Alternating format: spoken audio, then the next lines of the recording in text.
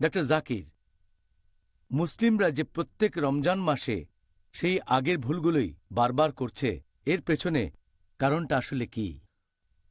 আলহামদুলিল্লাহ, ওয়াসসালাতু ওয়াসসালাম আলা রাসূলিল্লাহ ওয়া আলা আলিহি ওয়া সাহবিহি আজমাইন। মুসলিমরা যে কারণে প্রত্যেক রমজান মাসে বারবার একই ভুল করছে, রোজার নিয়মগুলো ঠিকভাবে পালন করছে না, সেটা দিন সম্পর্কে তাদের জ্ঞান কম। আল্লাহর এই দিন সম্পর্কে তারা খুব কম জানে। আর মানুষ যে কম জানে এর পেছনের কারণটা হচ্ছে বেশিরভাগ মুসলিম তারা পড়ে না নির্দেশগুলো আল্লাহ সুবহানাহু ওয়া তাআলার, তারা অর্থ বুঝে পবিত্র কোরআন পড়ে না। এছাড়া তারা আমাদের প্রিয় নবী মুহাম্মদ সাল্লাল্লাহু আলাইহি ওয়াসাল্লামের হাদিসগুলো পড়ে না। মুসলিমদের কি করা উচিত?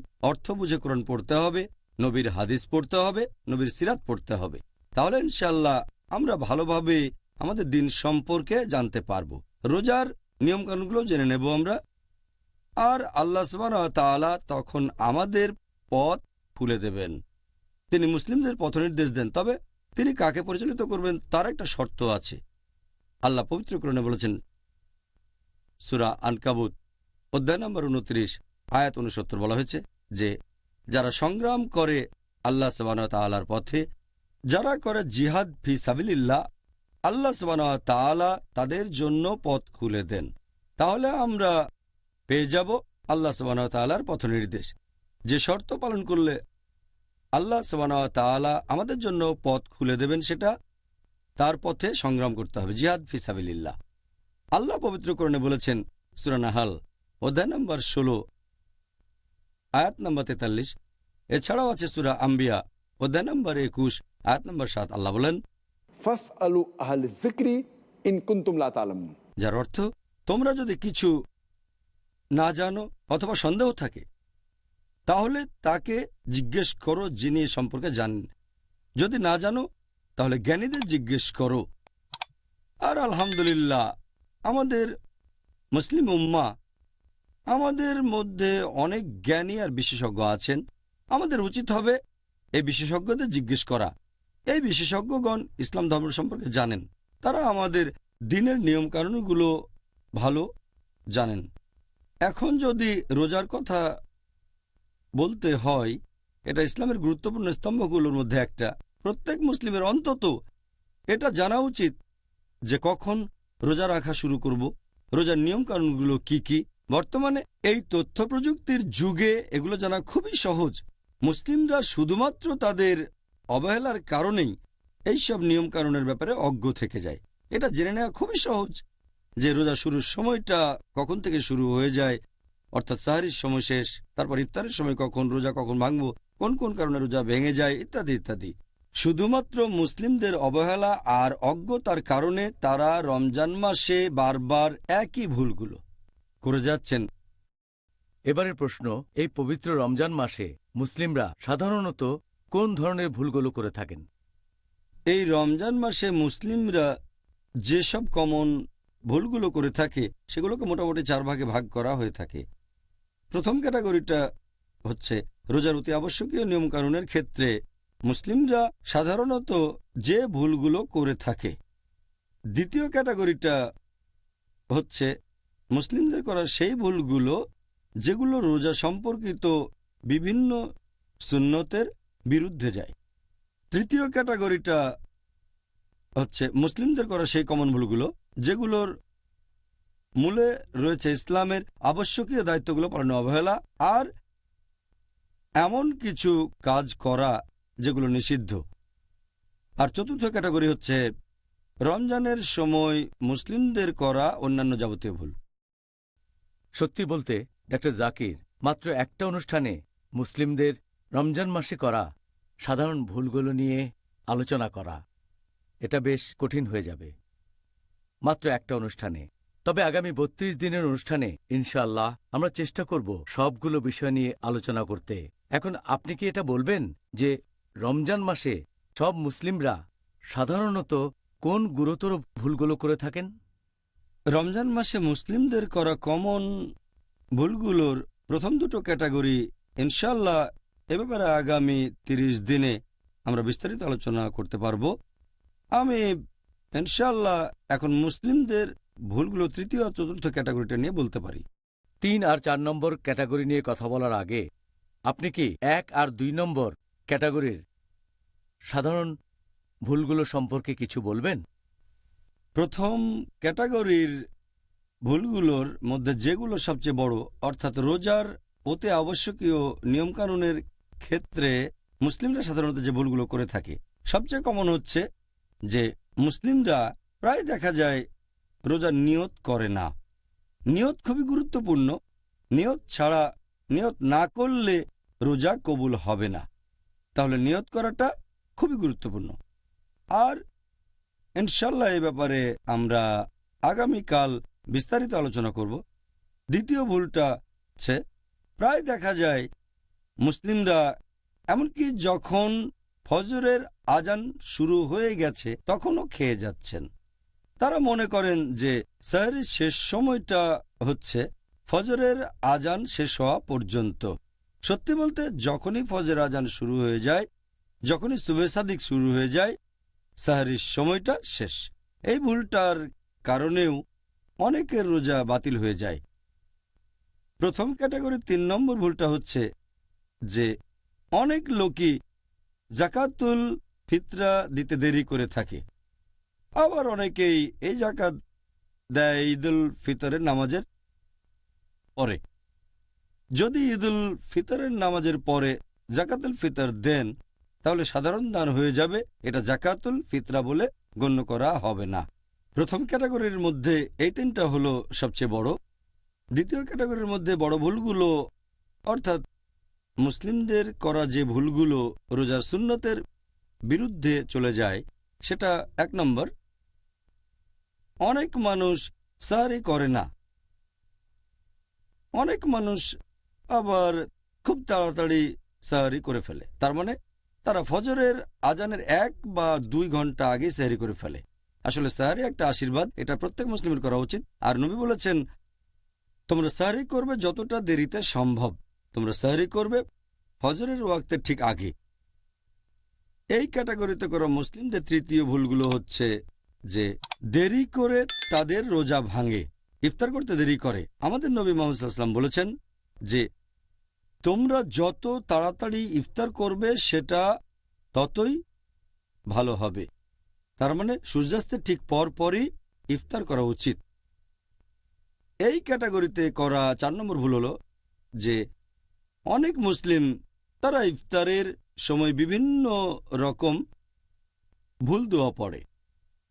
ইফতারের দোয়াগুলোর ক্ষেত্রে সবচেয়ে সঠিক আর উপযুক্ত দোয়াটা হচ্ছে ذهب الظما وابطلت الركوع وثبت الأرج ইনশাআল্লাহ, যার মানে হচ্ছে আমার পিপাসা মিটে গেছে, ধমনী আর্দ্র হয়েছে, আর আজর খুব কাছাকাছি। ইনশাআল্লাহ, আল্লাহ চাইলে পুরস্কার খুব কাছে ইনশাআল্লাহ। আবার অনেক মানুষ এই দোয়াটা পড়ে, কিন্তু দোয়াটা তারা পড়ে ইফতারের আগে। ইফতারের সময় কিছু মুখে দেওয়ার আগে পরস্পর বিরুদ্ধে মানে হয়ে যায়। দোয়াটার মানে যে আমার পিপাসা মিটে গেছে, ذهب الظما وابطلت الركوع, আমার পিপাসা মিটে গেছে, আমার ধমনী আর্দ্র হয়েছে। ইফতার করার আগে তো আর পিপাসা মিটতে পারে না। তাহলে এই দোয়াটা করবেন ইফতার করার পরে, যখন রোজা ভেঙেছেন, তৃপ্তি করে খেয়েছেন। হতে পারে সেটা রোজা ভাঙার 2-1 মিনিট পরে এই দোয়াটা পড়বেন। ذهب الظما وابطلت الركوع وثبت الأجر ইনশাআল্লাহ। তার মানে আমার পিপাসা মিটে গেছে, আমার ধমনী আর্দ্র হয়েছে, পুরস্কার খুব কাছেই ইনশাআল্লাহ, যদি আল্লাহ চান। এই ক্যাটাগরিতে করা মুসলিমদের 6 নম্বর কমন ভুলটা হচ্ছে কিছু মুসলিম ইফতারের সময় অনেক বেশি করেই খাওয়া দাওয়া করে, অনেকে আবার সারা রাত ধরেই খাওয়া দাওয়া করে। এই ক্যাটাগরির 7 নম্বর কমন ভুলটা মুসলিমদের অনেকেই এ সময় অবহেলা করে তারাবির নামাজ পড়ে না। কারণ তারাবি তো ফরজ না। তারা ভাবে তারাবির নামাজ মিস করাটা কোনো সমস্যাই না। তারাবি যদিও ফরজ না, কিন্তু এটা গুরুত্বপূর্ণ সুন্নত। যেসব মুসলিম তারাবি মিস করেন, সত্যি বলতে তারা অনেক বড় পুরস্কার মিস করেন।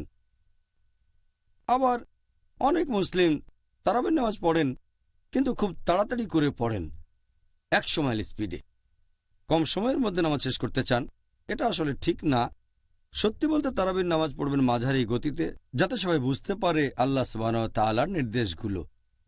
এই ক্যাটাগরির 9 নম্বর ভুলটা হচ্ছে, যারা মসজিদে ইতিকাফ করতে যান তাদের অনেকেই ইতিকাফের সময় গল্পগুজব করেন। ব্যাপারটার জন্য এই সময় বন্ধুবান্ধবের সাথে আড্ডা দেবেন, এটা নবীর সুন্নতের বিরুদ্ধে যায়। 10 নম্বর কমন ভুলটা হচ্ছে, অনেক মুসলিমই মনে করেন যে লাইলাতুল কদর রমজান মাসে 27 রোজার রাতটাই হতে পারে, আর তারা শুধুমাত্র সেই রাতেই আল্লাহ তাআলার ইবাদত করে থাকেন। সত্যি বলতে আমাদের নবী মুহাম্মদ সাল্লাল্লাহু আলাইহি ওয়াসাল্লাম বলেছেন, তোমরা লাইলাতুল কদরকে খুঁজবে রমজান মাসের শেষ 10 দিনের বেজোর রাত্রিগুলোতে। লাইলাতুল কদর শেষ 10 দিনে, তাহলে লাইলাতুল কদর হতে পারে 21 রোজার রাত, অথবা 23 রোজা, 25 রোজা, 27 রোজা বা 29 রোজা। মুসলিমরা অনেকেই সাধারণত এই ভুলটা করে থাকে। 11 নম্বর কমন ভুলটা যে মুসলিমরা রমজান মাসে এমন কিছু কাজে ব্যস্ত থাকে যেগুলোর কোনো গুরুত্ব নেই। এই সময়টা আল্লাহর জিকির আর ইবাদতে নিজেকে ব্যস্ত রাখবেন। এই সময়টাতে মুসলিমরা আল্লাহর কাজে ব্যস্ত থাকবেন। ফরজ নামাজ পড়ার পাশাপাশি নফল নামাজ পড়বেন, সুন্নত নামাজ পড়বেন। মুসলিমদের করা 12 নম্বর ভুলটা হচ্ছে, মুসলিমরা দোয়া করে না। 13 নম্বর, তারা ক্ষমা প্রার্থনা করে না, এ সময় ক্ষমা চাওয়া উচিত। 14 নম্বর, তারা কোরআন পড়ে না, কোরআন পড়তে হবে যদি আল্লাহ সুবহানাহু ওয়া তাআলার আশীর্বাদ চান। এরপর 15 নম্বর হচ্ছে, তারা রোজা রাখে, এজন্য তারা ক্ষুধার্ত থাকে, কিন্তু তারা মানসিকভাবে রোজার জন্য প্রস্তুত থাকে না, আর এই সময় তারা শুধু ক্ষুধার্তই থাকে। এতে করে রোজা রাখার প্রধান উদ্দেশ্যটা তাকওয়া অর্জন করা পূরণ হয় না। সংক্ষেপে এগুলো দ্বিতীয় ক্যাটাগরির ভুল। তাহলে ভাই ও বোনেরা, এখন একটা ডক্টর জাকির, এবারে আপনি কি আমাদের 3 নম্বর ক্যাটাগরির যে ভুলগুলো সে সম্পর্কে সংক্ষেপে কিছু বলবেন? রমজান মাসে মুসলিমদের করা ভুলগুলোর তৃতীয় ক্যাটাগরি, অর্থাৎ ইসলাম ধর্মের আবশ্যক বা ফরজ কাজগুলোর প্রতি অবহেলার কারণে যে ভুলগুলো, এর একটা যে মুসলিমদের অনেকেই সারা রাত জেগে থাকে, তারপরে তারা সাহরি করে, আর এই মানুষগুলো ফজরের নামাজ পড়ে না। ফজরের নামাজ মিস করা একটা গুনাহ। অনেকে এমনটা করে, সারা রাত জেগে থাকে, সারাদিন ধরে ঘুমায়, এভাবে জোহর আর আসরের নামাজও মিস করে ফেলে। এটা বেশ বড় গুনাহ। আশীর্বাদ পেতে চাচ্ছেন, কিন্তু আবশ্যক কাজটা বাদ দিয়ে দিচ্ছেন, যেটা পুরোপুরি নিষিদ্ধ। আবার অনেক মুসলিম জাকাত দেয় না, যদিও তাদের জাকাত দেওয়া উচিত।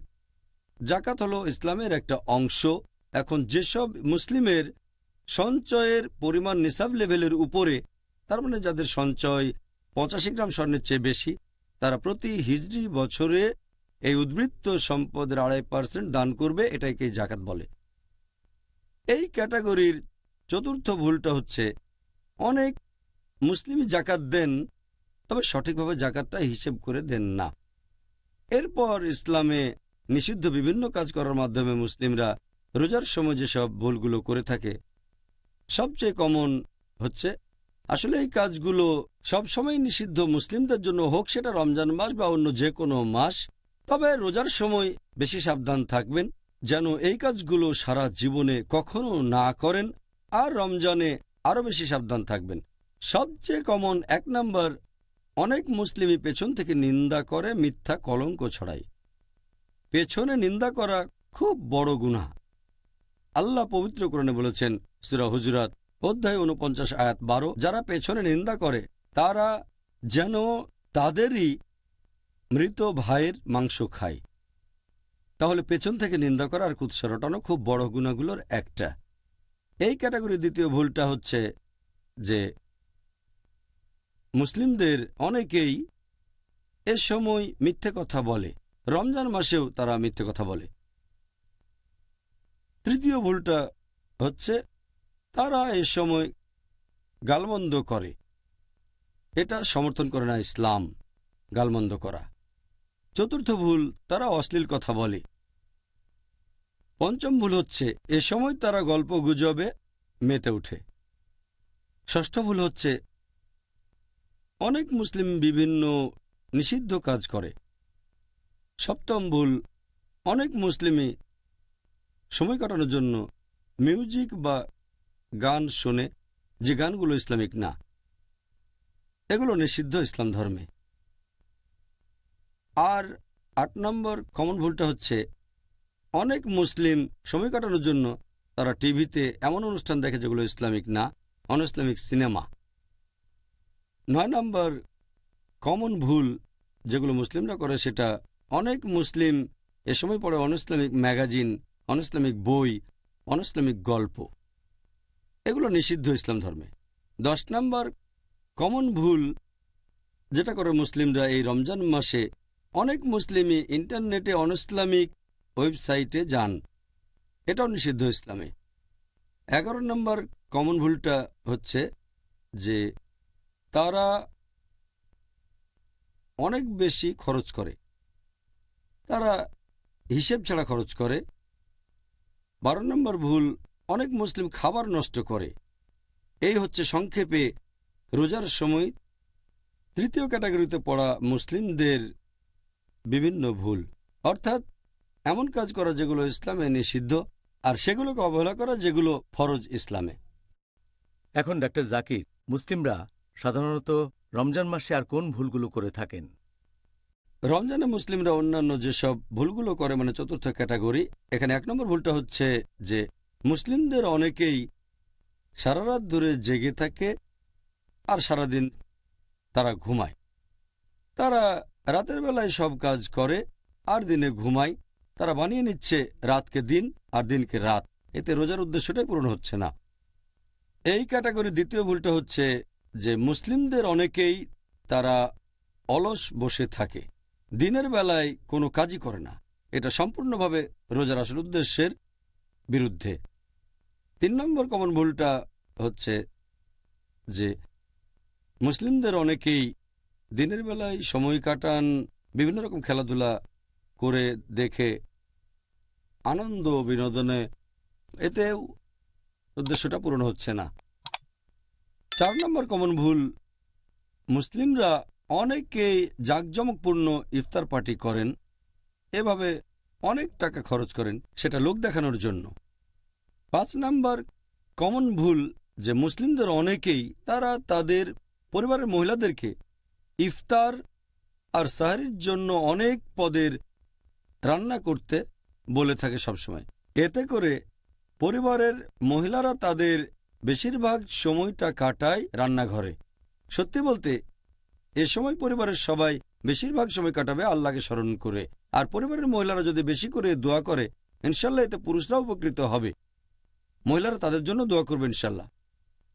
৬ নম্বর কমন ভুল হচ্ছে যে মুসলিমদের অনেকেই এই রমজান মাসে বাড়ি মেরামত আর কেনাকাটায় ব্যস্ত থাকে, বিভিন্ন কাজে সময় ব্যয় করে, আল্লাহকে স্মরণ করে না।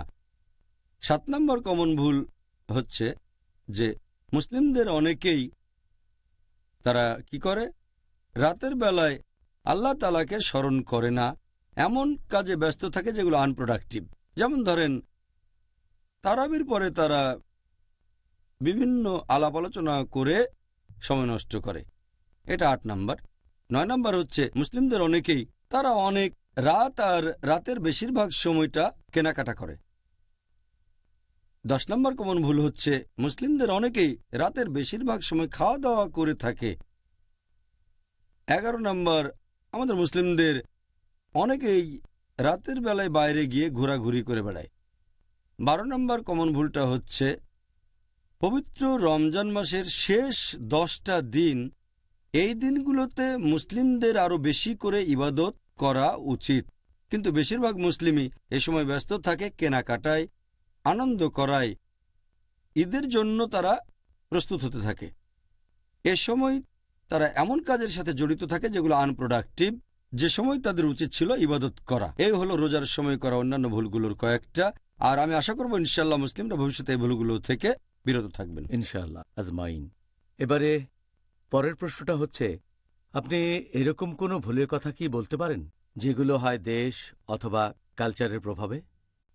এতক্ষণ যে ভুলগুলোর কথা বলেছি এগুলো পৃথিবীর প্রায় মুসলিমরাই করে থাকেন। কিছু ভুল আছে যেগুলো হয়তো বিশেষ কোনো দেশের মুসলিমরা করেন বা বিশেষ কোনো কালচারের, যেমন ধরেন ভারতীয় উপমহাদেশে, তার মানে ভারত, পাকিস্তান, বাংলাদেশে রমজান মাসে মুসলিমদের অনেকেই রাতের বেলায় নাইট ক্রিকেট খেলে।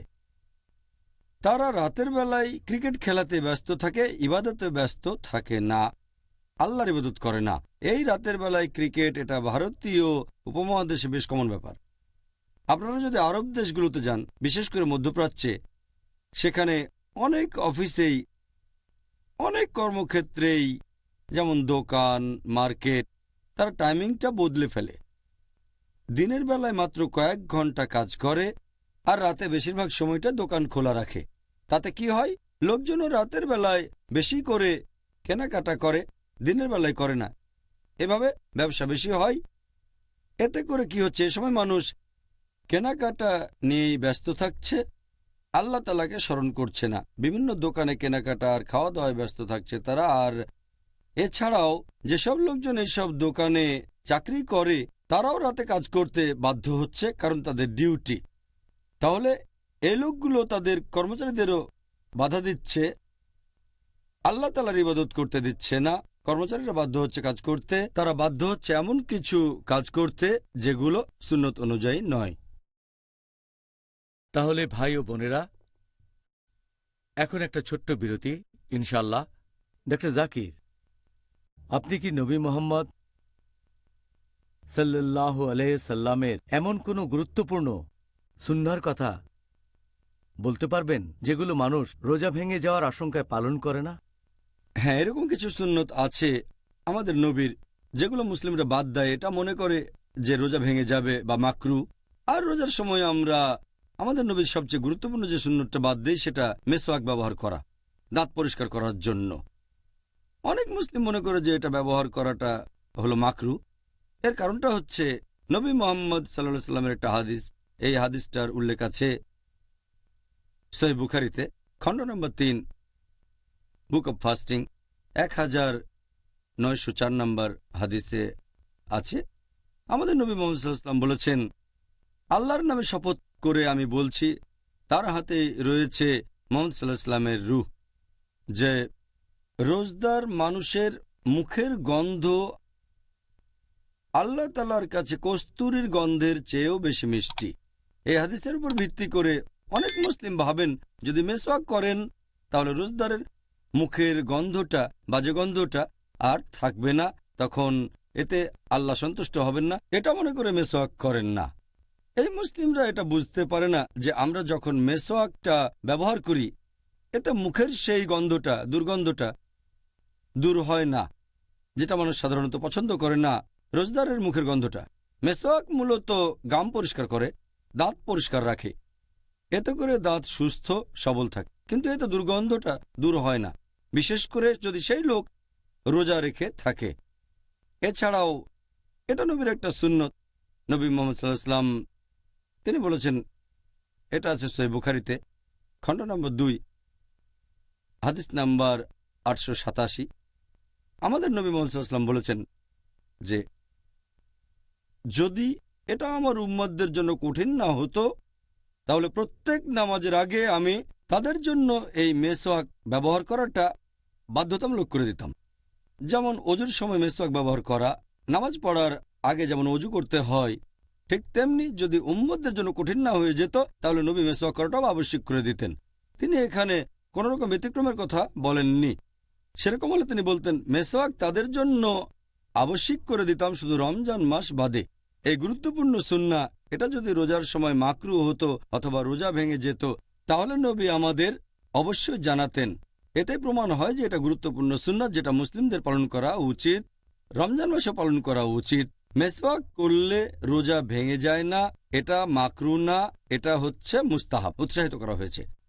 আরেকটা গুরুত্বপূর্ণ সুন্নাহ যেটা মানুষজন এড়িয়ে চলে আর তারা মনে করে যে এতে রোজা ভেঙে যাবে, কবুল করা হবে না, সেটা হলো নাকের ভেতরে পানি দেয়া, পানি দিয়ে নাক পরিষ্কার করা, যেটা করা হয় বিশেষ করে অজুর সময়।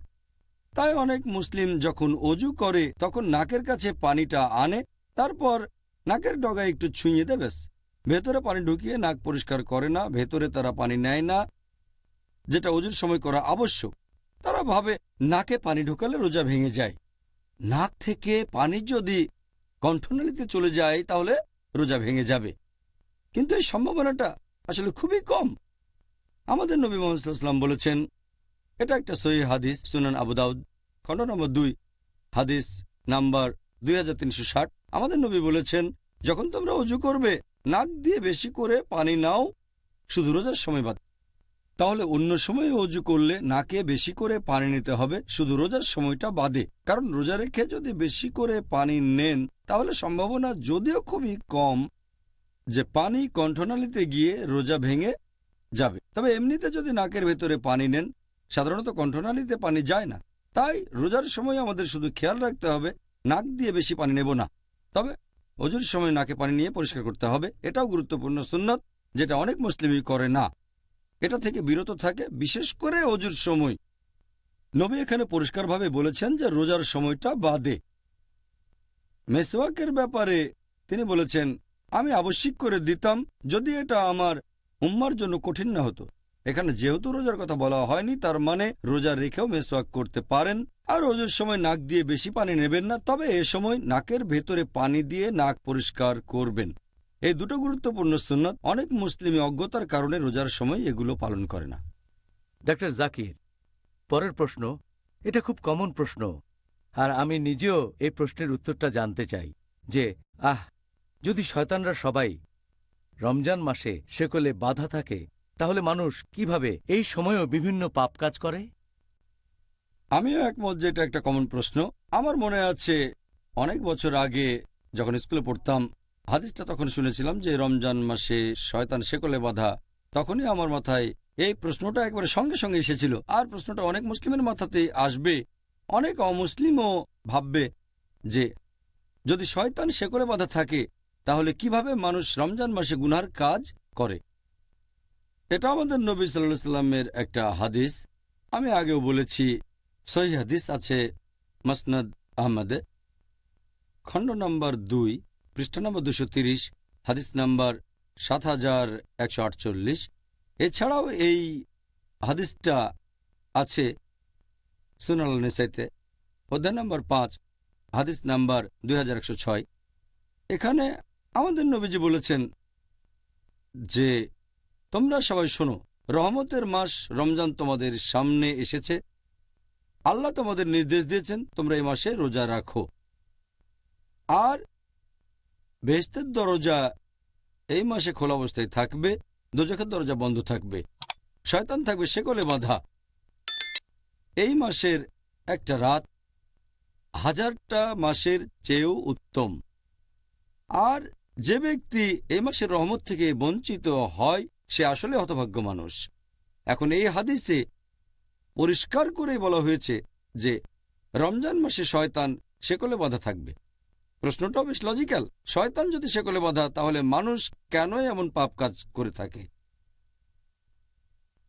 এখানে একটা কথা বলবো, এটা সবাইকে বুঝতে হবে যে শয়তান যখন শেকলে বাঁধা তার মানে এই না যে শয়তান শেষ হয়ে গেছে বা মেরে ফেলা হয়েছে, এখনো আছে, তবে শেকলে বাঁধা, মেরে ফেলা হয়নি। তাদের ক্ষমতা এখনো আছে, তবে তীব্রতা অনেক কম। ভালো করে বোঝার জন্য একটা উদাহরণ দিচ্ছি আমি, যে ধরেন একটা সিংহ অথবা বাঘ মুক্ত থাকলে সম্ভাবনা বেশি আপনাকে মেরে ফেলবে, বিপদে পড়তে পারেন। কিন্তু যদি সেই সিংহ অথবা বাঘটাকে শেকলে বাঁধা হয়, আপনি নিরাপদ। ততক্ষণই নিরাপদ থাকবেন যতক্ষণ নিরাপদ দূরত্ব বজায় রাখবেন। বাঘটাকে শেকলে বাঁধার পর আপনি যদি তার খুব কাছে আসেন তাহলে সম্ভাবনা থাকে যে আপনাকে মেরে ফেলবে। যদি শেকলে বাঁধা বাঘ থেকে নিরাপদ দূরত্ব বজায় রাখেন, নিরাপদে থাকবেন। একইভাবে রমজান মাসে যদি শয়তান থেকে দূরে থাকেন, নিরাপদে থাকবেন আপনি। পবিত্র কোরআনে দেখবেন আল্লাহ বলেছেন সূরা বাকারা অধ্যায় নম্বর 2 আয়াত নম্বর 168, তোমরা খুতুওয়াতুশ শয়তান সম্পর্কে সাবধান হও, শয়তানের পদাঙ্ক অনুসরণ করো না, নিশ্চয়ই সে তোমাদের জন্য এক প্রকাশ্য শত্রু। আল্লাহ তাআলা পবিত্র কোরআনে অনেক জায়গাতে বলেছেন তোমরা শয়তানের পদচিহ্নের ব্যাপারে সাবধান থাকো।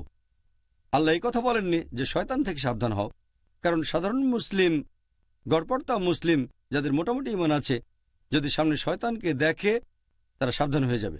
যেমন ধরেন কোনো একজন তরুণী মেয়ে, সে আসলো একটা সাধারণ মুসলিম তরুণ ছেলের কাছে যার ঈমান মোটামুটি। যদি মেয়েটা তাকে বলে যে চলো আমরা একসাথে রাত কাটাই, ছেলেটা বলবে একসাথে রাত কাটাবো একটা মেয়ের সাথে, এটা হারাম, এটা তো জেনা। সে তক্ষুনি প্রত্যাখ্যান করে দেবে। কিন্তু সেই একই মেয়ে যদি পরে সেই ছেলেটাকে ফোন করে তার সাথে কথা বলে, তখন সেই ছেলেটা ভাববে যে ফোনে একটা মেয়ের সাথে কথা বলবো, কোনো সমস্যা নেই, আমি তো শুধু একটা মেয়ের সাথে কথা বলবো। তারপর মেয়েটা বলল চলো কোনো ফাস্টফুডে গিয়ে আমরা খাই, ম্যাকডোনাল্ডসে বা কেন্টাকি ফ্রাইড চিকেনে, ফাস্টফুড দোকানে। আমি বেশ কিছু সময় ধরে একটা মেয়ের সাথে খাওয়া দাওয়া করবো ম্যাকডোনাল্ডসে, সমস্যা নেই। এভাবে ছেলেটা মেয়েটার সাথে খাওয়া দাওয়া করতে চলে যায় ম্যাকডোনাল্ডসে। তারপর মেয়েটা বলল চলো আমরা কোনো রেস্টুরেন্টে গিয়ে ডিনার সেরে ফেলি। রেস্টুরেন্টে বসে একটা মেয়ের সাথে খাওয়া দাওয়া করবো মাত্র কয়েক ঘন্টার জন্য, কোনো সমস্যা নেই। তারপর মেয়েটা বলল চলো আমরা একসাথে রাত কাটাই, তখন ছেলেটা বলবে একটা মেয়ের সাথে রাত কাটাবো, কোনো সমস্যা নেই। এটাই হলো খুতুওয়াতুশ শয়তান, শয়তানের পায়ের চিহ্ন। এ কথাটা কোরআনে বলা নেই, উদাহরণটা আমার নিজের বানানো। তাহলে আল্লাহ তাআলা আমাদের নির্দেশ দিয়েছেন খুতুওয়াতুশ শয়তানের ব্যাপারে সাবধান থাকো। শয়তানের পায়ের চিহ্ন, যদি শয়তান সরাসরি সামনে আসে কোনো সাধারণ মুসলিমের সামনে যার ঈমান আছে, সে সাবধান হয়ে যাবে, সেখান থেকে পালিয়ে যাবে। কিন্তু খুতুওয়াতুশ শয়তান এটা হচ্ছে খুবই বিপজ্জনক। তাই আমরা বুঝতে পারছি শয়তান যখন শেকলে বাঁধা, তার পদচারণা তখন সীমিত জায়গায়, তাই অনেক পাপেরই সম্ভাবনা তখন কম। তবে যদি আমরা তার কাছে চলে যাই তাহলে সম্ভাবনা আছে তার দ্বারা প্রভাবিত হয়ে আমরা পাপ কাজ করে বসব, গুনাহ করব। তাই আমাদের সাবধান থাকতে হবে যে রমজান মাসে যদি দূরত্ব বজায় রাখি তাহলে পাপ কাজ করার সম্ভাবনা কম। কিন্তু যদি শয়তানের কাছে চলে যায়, সে যদিও শেকলে বাঁধা, যেমন শেকলে বাঁধা অবস্থাতেও বাঘ চলাফেরা করতে পারে, শয়তানও ঠিক সেরকম। আমি ব্যাপারটা এইভাবেই দেখি। আমাদের নবী বলেছেন শয়তান শেকলে বাঁধা, তারপরও চলাফেরা করে, তবে দূরে থাকতে হবে। যদি দূরত্ব বজায় রাখি তাহলে নিরাপদে থাকব। আর আমার মতে দ্বিতীয় কারণটা হচ্ছে যে এই পবিত্র রমজান মাসে যদিও শয়তান শেকলে বাঁধা, আমরা এটা ভুলে যাই যে বাকি 11টা মাস মুক্ত থাকে। আর এই 11 মাসে শয়তান মানুষকে যেভাবে প্রভাবিত করে সেটার প্রভাব আর ফলাফলটা রমজান মাসেও কিছুটা দেখা যায়। আপনাদের বোঝার সুবিধার জন্য আমি একটা উদাহরণ দিচ্ছি যে অনেক ড্রাগ ব্যবসায়ী যারা তাদের কাস্টমারদের বেছে নেয় কলেজ বা ভার্সিটির তরুণদের, প্রথম দিকে তারা কি করে, ড্রাগস ফ্রি দিয়ে দেয়। এভাবে তরুণদের ড্রাগস দিয়ে লোভ দেখায়, আর কিছুদিন পার হয়ে গেলে সামান্য টাকার বিনিময়ে ড্রাগস বিক্রি করে থাকে। এরপরে চার্জ করা শুরু করে অনেক বেশি বেশি। তবে ততদিনে তরুণরা সে ড্রাগসে আসক্ত হয়ে গেছে। যদি সে ড্রাগস ডিলার সেখানে নাও থাকে, তারা খুঁজে বের করবে তাকে, যেখানে থাকুক খুঁজে বের করবে, কারণ ড্রাগস তখন লাগবে। এরপর যদি সেই ড্রাগস ডিলার বা সেই ড্রাগ ব্যবসায়ী জেলখানার মধ্যেও বন্দী থাকে, তাহলে তারা অন্য ড্রাগস ডিলার খুঁজে বের করে নেবে, অথবা কেমিক্যাল শপে গিয়ে বিভিন্ন ওষুধ কিনে খেয়ে দেখবে তারা তো আসক্ত হয়ে গেছে। তাহলে এই লোকগুলো যারা ড্রাগসে আসক্ত হয়ে গেছে, অথবা বলা যায় শয়তান আসক্ত হয়ে গেছে, যদিও শয়তান সেগুলো বাধা, তার প্রভাবটা রয়ে গেছে। তাহলে দেখতে পাচ্ছেন যে একজন মাদক ব্যবসায়ী, একজন ড্রাগস ডিলার উপস্থিত না থাকলেও তার প্রভাব আসক্তদের উপর ছড়িয়ে থাকে। এভাবে আমরা মানুষরাও পাপে অভ্যস্ত হয়ে গেছি। যদিও শয়তান এ সময় শেকলে বাঁধা, আমরা বারবার একই ভুল করি। তবে এই ক্যাটাগরিতে পড়বে যারা আসক্ত হয়ে গেছে, যারা পাপে আসক্ত, তারা এই কাজ করে। তবে সাধারণ মুসলিম, গড়পড়তা মুসলিম যে পাপে আসক্ত হয়নি, তাদের পক্ষে পাপ থেকে দূরে থাকাটা সহজ। এ ব্যাপারে তৃতীয় যে লজিকটা, সেটা হচ্ছে যদিও অনেক বিশেষজ্ঞ বলেন যে এই পবিত্র রমজান মাসে শক্তিশালী শয়তানরা, বড় শয়তানরা শেকলে বাঁধা থাকে, ছোটগুলো মুক্ত থাকে, এজন্য মানুষ এ সময় পাপ করে। তবে আমি এটা যেভাবে দেখি, তৃতীয় কারণটা হচ্ছে, যদিও শয়তান এ সময়ে শেকলে বাঁধা, আল্লাহ বেঁধে রেখেছেন, তারপরও তার প্ররোচনা দেয়। শয়তানরা যেভাবে মানুষকে তার কাছে নিয়ে আসে, তার একটা হলো কুমন্ত্রণা দেওয়া, প্ররোচিত করা। আল্লাহ পবিত্র কোরআনে বলেছেন, আছে সূরা নাস অধ্যায় নম্বর 114 আয়াত 1 থেকে 6, কুল আউযু বিরাব্বিন নাস মালিকিন নাস ইলাহিন নাস মিন শাররিল ওয়াসওয়াসিল খান্নাস আল্লাযী ইউওয়াসওয়িসু ফি সুদুরিন নাস মিনাল জিন্নাতি ওয়ান নাস। তারা মানুষের মনের ভেতরে কুমন্ত্রণা দিয়ে তারপর বেরিয়ে যায়। তাদের মধ্যে রয়েছে জিন আর মানুষ। এখানে পবিত্র কোরআন আসলে শয়তানের কথা বলছে, যারা মানুষের মনে কুমন্ত্রণা দিয়ে তারপর বেরিয়ে যায়। আর এই সব শয়তানের মধ্যে রয়েছে জিন আর আছে মানুষ। তাহলে হয়তো আল্লাহ সুবহানাহু ওয়া তাআলা সেগুলো আটকে রেখেছেন সেই শয়তানদের যারা জিন, কিন্তু মানুষরা তো থাকে মুক্ত অবস্থায়। তাহলে শয়তানদের মধ্যে যারা জিন তারা আটক থাকে, তবে শয়তান তো মানুষের মধ্যেও রয়েছে। আল্লাহ সে কথাই বলেছেন, আমরা মুক্ত অবস্থায় থাকি। তবে এর পাশাপাশি শয়তানের কুমন্ত্রণার ব্যাপারে আমাদের সাবধান থাকতে হবে। ওয়াসওয়াসা, এই ওয়াসওয়াসা আমাদের বিভিন্ন পাপ কাজ করতে উৎসাহিত করে থাকে। রোজার সময় আমাদের অনেকে পাপ করে, কিন্তু সম্ভাবনাটা কম। আর এছাড়াও এই হাদিসে পরিষ্কার করে বলা হয়েছে যে আল্লাহ তোমাদের নির্দেশ দিয়েছেন তোমরা রোজা রাখবে, আর শুধু রোজা রাখলেই আমার মত অনুযায়ী শয়তানেরা শেকলে বাঁধা থাকবে। আমি সেই শয়তানের কথা বলছি যারা কুমন্ত্রণা দেয়। তাহলে নবী বলেছেন তোমরা রোজা রাখো, আল্লাহ তোমাদের নির্দেশ দিয়েছেন। শয়তান এ সময় শেকলে বাঁধা থাকবে। তাহলে শয়তান যে কুমন্ত্রণা দেবে, আপনি রোজা রাখলে তারা সেটা করতে পারবে না। শয়তানের কাছ থেকে দূরে থাকতে হলে আমরা রোজা রাখব। যদি নিয়ত করে রোজা রাখেন আল্লাহর কাছ থেকে পুরস্কারের আশায়, তাহলে এই শয়তান প্ররোচিত করতে পারবে না। আর এটা লজিক দিয়েও প্রমাণ করা যায়। যদি চেক করে দেখেন যে এই সময়ে মুসলিম দেশগুলোতে অপরাধের হার কেমন, দেখবেন রমজানে কম। তবে অমুসলিম দেশগুলোতে অপরাধের হারটা একই রকম থাকে। এর কারণ হলো যেহেতু তারা রোজা রাখে না অমুসলিমরা, তাই শয়তান তাদের প্রভাবিত করতে পারে। যেহেতু মুসলিমরা রোজা রাখে, অবশ্য সবাই না, তবে বেশিরভাগই রোজা রাখে, অথবা বলা যায় অনেকেই রাখে। আর এই কারণেই রমজান মাসে মুসলিম দেশগুলোতে অপরাধের হার কম থাকে অন্যান্য অমুসলিম দেশগুলোর তুলনায়। আর অমুসলিম দেশগুলোতে অপরাধের হার আগের মতোই থাকে। এতেই প্রমাণ হয় যে এমন না হলে অমুসলিমরা অনেক কম পাপ করত। তাহলে শর্তটা হচ্ছে আমরা সবাই রোজা রাখব সঠিকভাবে আল্লাহ সুবহানাহু ওয়া তাআলার খাতিরে। তাহলে ভাই ও বোনেরা, এখন একটা ছোট্ট বিরতি। কখন রোজা রাখা বাধ্যতামূলক আর অব্যাহতি আছে? ডক্টর জাকির, যে লোক জিহাদ করছে তাকে রোজা থেকে অব্যাহতি দেওয়া হয়েছে কেন? যখন কোনো লোক জিহাদে অংশগ্রহণ করছে, রোজা রাখলে তো সে দুর্বল হয়ে পড়বে, সে তখন ভালোভাবে যুদ্ধ করতে পারবে না, যেটা সে করছে আল্লাহ সুবহানাহু ওয়া তাআলার খাতিরে। এজন্য আমাদের প্রিয় নবী বলেছেন, এটা আছে সহিহ মুসলিমে খণ্ড নম্বর 2 অধ্যায় নম্বর 420 বুক অব ফাস্টিং হাদিস নম্বর 2486, যে একবার নবী মুহাম্মদ সাল্লাল্লাহু আলাইহি ওয়াসাল্লাম জিহাদের জন্য রওনা হচ্ছেন। তখন সাহাবীগণকে বললেন, শত্রুর মুখোমুখি হতে যাচ্ছি, রোজা না রাখলে শরীরে শক্তি পাবো, রোজা ভেঙে ফেলো। এই কথা শোনার পর কিছু সাহাবী তখনই তাদের রোজা ভেঙে ফেললেন, আবার অনেকে তারপর রোজা রাখলেন।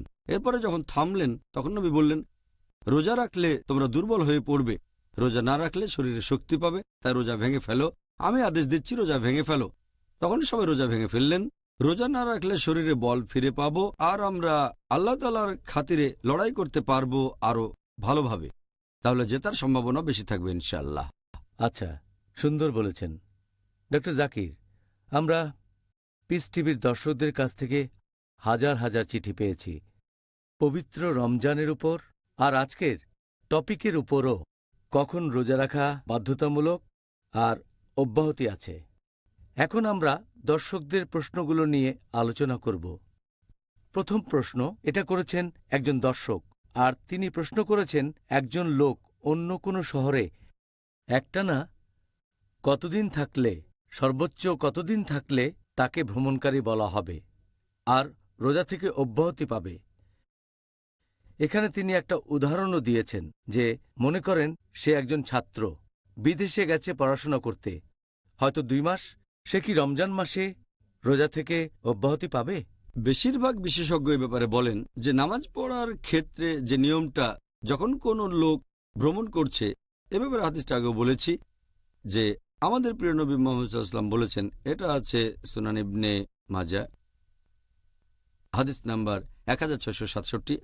আমাদের প্রিয় নবী বলেছেন যে আল্লাহ তাআলা তাদেরকে অব্যাহতি দিয়েছেন রোজা রাখা থেকে এবং নামাজের অর্ধেক থেকে যারা ভ্রমণ করছে, আর মহিলাদের রোজা থেকে অব্যাহতি দিয়েছেন যখন গর্ভবতী ইত্যাদি।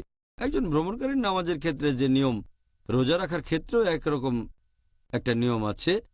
এখন বেশিরভাগ ফুকাহা, বেশিরভাগ বিশেষজ্ঞের যদিও মতভেদ আছে, তবে নামাজের ক্ষেত্রে তারা বলেন যে একজন লোক তার নিজের শহর ছেড়ে অন্য শহরে ম্যাক্সিমাম যতদিন থাকলে ভ্রমণকারী বলা হতে পারে সেটা হলো 4 দিন। বেশিরভাগ বিশেষজ্ঞ রোজার ক্ষেত্রেও এই নিয়মটা মানেন যে নিজের শহর ছেড়ে অন্য শহরে ম্যাক্সিমাম যতদিন থাকলে ভ্রমণকারী বলা হবে সেটা 4 দিন। 4 দিনের বেশি হলে তাকে ভ্রমণকারী বলে গণ্য করা হবে না। যদিও বিশেষজ্ঞগণের মধ্যে একটা মতভেদ আছে, তবে বেশিরভাগ বিশেষজ্ঞ এটা বলেন। এরপর প্রশ্নটা দ্বিতীয় অংশে আসি, যে যদি কেউ পড়াশোনা করার জন্য দেশের বাইরে যায় আর সেখানে 2 বা 3 বা 4 মাস বা 5 মাস থাকে, তাকে কি ভ্রমণকারী বলে ধরা হবে? না। এই পরিস্থিতিতে সে আছে অনেকদিন ধরে, কয়েক মাস ধরে। এখানে যদি রোজার কথা বলতে হয়, তাকে রোজা রাখতে হবে। রমজান মাসে রোজা রাখা তাদের জন্য বাধ্যতামূলক।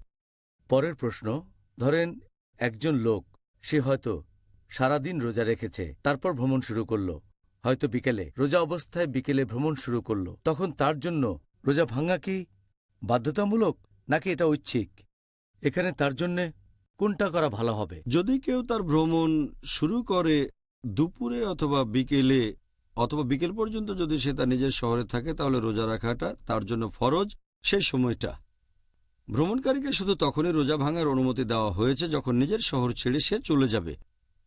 যদি সে ঠিক করে যে বিকেলে ভ্রমণ শুরু করবে, তাহলে অব্যাহতি নেই যে সেদিন রোজা রাখবে না। সে রোজা রাখতে হবে, কারণ তার প্ল্যানটা বদলাতে পারে। হয়তো বিকেল বেলায় প্ল্যানটা বদলাতে পারে, তখন রোজা না রাখলে গুনাহ হবে। তাহলে একজন ভ্রমণকারী শুধু তখনই রোজা ভাঙতে পারবে যখন শহরের বাইরে যাচ্ছে। শহর ছেড়ে না গেলে ভাঙতে পারবে না। যদি শহরের বাইরে চলে যায় বিকেল বেলায়, তখন ভাঙার অনুমতি আছে। এমন না যে এটা ভাঙতেই হবে। কষ্ট না হলে সে রোজা রাখতে পারে, কমপ্লিট করতে পারে। এটা ঐচ্ছিক। আচ্ছা, সুন্দর বলেছেন। এবারের প্রশ্ন এটা করেছেন একজন পাইলট, আর তিনি প্রায় সবসময়ই ভ্রমণের উপরেই থাকেন।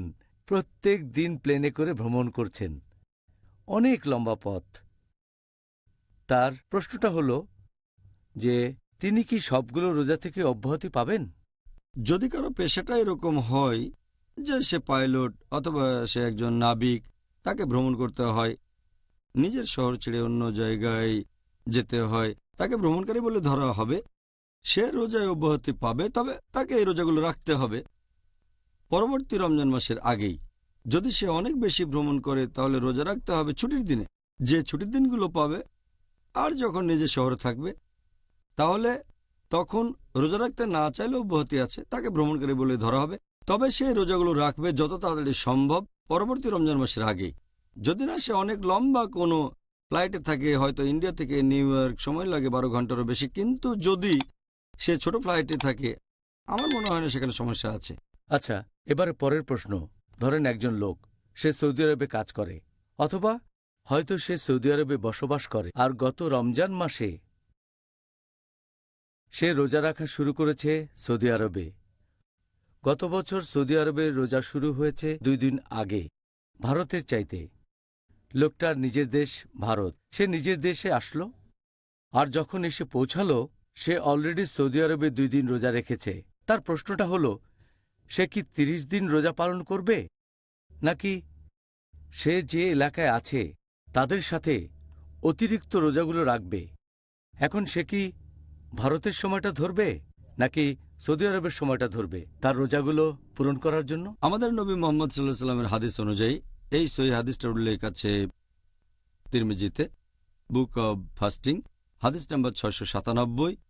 আশেপাশের লোকজনের সাথে তোমরা তোমাদের রোজা রাখা শুরু করো। যদি কোনো দেশে থাকেন বা কোনো জায়গায়, সেখানে লোকজনের সাথে আপনি রোজা রাখা শুরু করবেন। আর আশেপাশের লোকজন যখন রোজা ভাঙবে তখন তুমিও ভেঙে ফেলবে। যদি সৌদি আরবে থাকেন তাহলে রোজা রাখবেন সৌদি আরবের লোকজনের সাথে। যদি রমজান মাসের মাঝামাঝি তিনি তার নিজ দেশ ভারতে ফিরে যান, তাহলে ততদিন রোজা রাখবেন যতদিন আশেপাশের লোক রোজা আছে। আর আমি জানি এসব ক্ষেত্রে বেশ কয়েকদিনের পার্থক্য থাকে। যদি রোজা শুরু হয় 2-1 দিন আগে, তাহলে আসলেন ভারতে, ততদিনে আপনি 30টা রোজা রেখেছেন, তখনও হয়তো ভারতে 1টা বা 2টো রোজা বাকি আছে। তারপরও আপনাকে রোজা রাখতে হবে ভারতের লোকজনের সাথে, যদিও তখন সেটা 30 দিনের বেশি হয়, তবে সেটা হতে পারে 31 বা 32 দিন। আর হাদিসটা বলছে আশেপাশের লোকজনের সাথে তোমরা তোমাদের রোজা রাখো, আর আশেপাশের লোকজন যখন রোজা ভাঙবে তখন রোজা ভেঙে ফেলো। কিন্তু যদি ব্যাপারটা উল্টে যায়, হয়তো আছে ভারতে 2 দিন পরে আবার সৌদি আরবে আসলো, তাহলে হয়তো রোজা রেখেছে 28 দিন, এই ক্ষেত্রে শুরু করেছে ভারতের লোকজনের সাথে, শেষ করবে সৌদি আরবের লোকজনের সাথে। আর ঈদের দিন সে রোজা রাখতে পারবে না, কারণ এটা হারাম। কিন্তু পরে তাকে রোজা রাখতে হবে অন্তত 1টা দিন, কারণ রমজান মাস হয় কমপক্ষে 29 দিন। সেজন্য তাকে অতিরিক্ত 1 বা 2 দিন রোজা রাখতে হতে পারে, যাতে করে সে পূরণ করতে পারে 29 বা 30 দিন। এতে করে মনে হবে না সে কম রোজা রেখেছে, 29টার চেয়ে কম। এবারের প্রশ্ন এটা করেছেন একজন ইঞ্জিনিয়ারিংয়ের ফাইনাল ইয়ারের ছাত্র। তার ফাইনাল ইয়ারের যে পরীক্ষাগুলো, সেগুলো হবে সব রমজান মাসে। আমার মনে হয় উনি গত বছরের রমজানের কথা বলছেন। তার বাবা আর মা তাকে উপদেশ দিয়েছে যে রমজান মাসে তার রোজা রাখার দরকার নেই, কারণ এতে তার পরীক্ষা খারাপ হতে পারে। এখন এই কারণে কি কাউকে রোজা থেকে অব্যাহতি দেওয়া হয়েছে? যদি কেউ রোজা না রাখতে চায় শুধুমাত্র পরীক্ষার কারণে, এটা কোনো যথার্থ কারণ না। হতে পারে সেটা হয়তো ফাইনাল এক্সাম, আর হয়তো তার বাবা মা তাকে বলছে যে রোজা রেখো না, কারণ যদি রোজা রাখো তাহলে হয়তো তোমার মনোযোগ কমে যাবে, রেজাল্ট খুব একটা ভালো হবে না। যদি বাবা মা জোরাজোরিও করেন, এ ধরনের ক্ষেত্রে সেই সন্তান, ছেলে অথবা মেয়ের উচিত বাবা মার কথা না শোনা।